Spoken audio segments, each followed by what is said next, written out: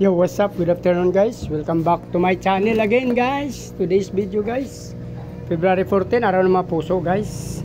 Meron tayong fish na dumating guys. Ito guys.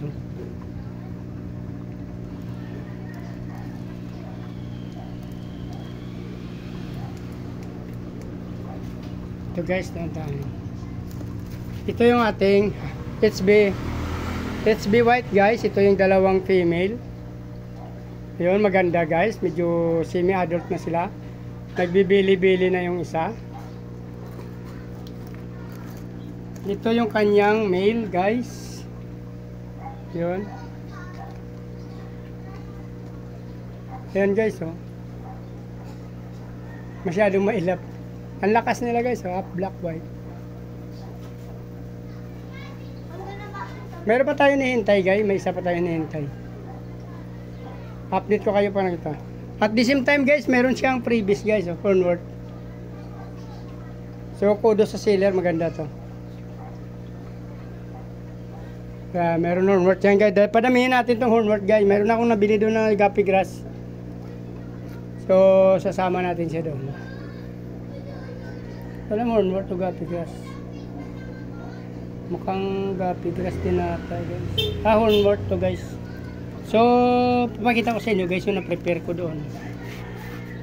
Dito guys, dalhin natin sa ating skinita. Kinuha ko doon guys yung isang grow out ko. Ito yung grow out natin na inarbis doon. Pangalawang kuha na natin to guys kasi nauna nakakuha na tayo doon. Sobrang dami nila guys, ito pangalawa na to.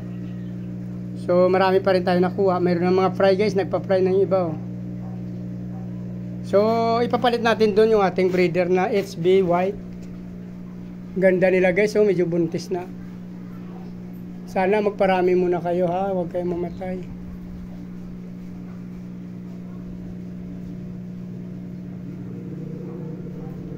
Parang hindi ko siya ma-appreciate guys pag nasa plastic. Kung sa video maganda siya doon nakita ko guys, kaya bumili tayo. So half black white yan guys. HB white.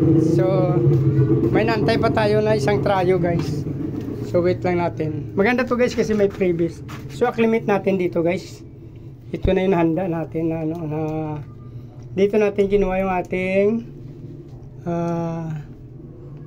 medyo may buhangin pa ng kaunti. Dito natin kinuha yung ating grow out. Inarbis na natin doon, natin ilalagay sa pang out natin. Ganda guys yung mga buntot pala nila. Ito yung kanyang male guys.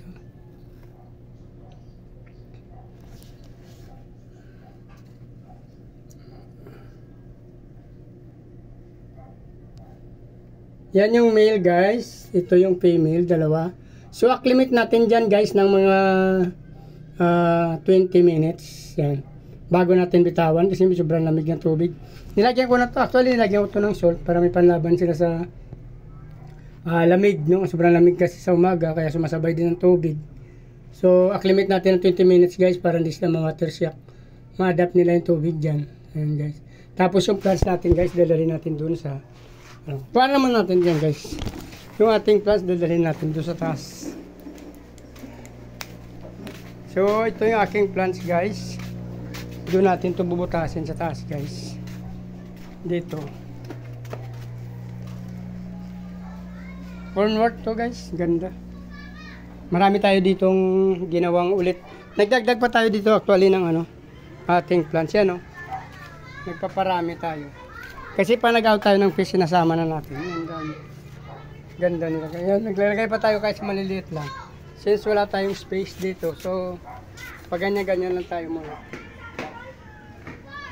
Marami tayong ginawa dyan guys para mapakinabangan natin. Nasasampan na tayo masambot pag nag-out tayo ng mga fish. Nagsasama tayo ng mga 2 balot, 3 balot. Ayan guys, oh. Ayan. Ito yung maliliit na huli ko itong ginawa. Ay, may hornwort. Ayan guys, oh. Meron tayong nilagay dyan na hornwort, yan. Tsaka nilagyan din natin ang ating water lettuce. Tsaka at the same time meron dyan duckweed. So dito guys, hatiin ko na lang to dito sa dalawa dito. Tsaka dyan. So kung nagustuhan yung video na to, please like, follow, subscribe mga guys. Sama nyo na rin notification bell para updated kayo sa video na in-upload natin araw-araw. So maraming salamat. Thank you sa patuloy na panonood guys. Mabuhay kayo hanggang gusto nyo. Bye-bye!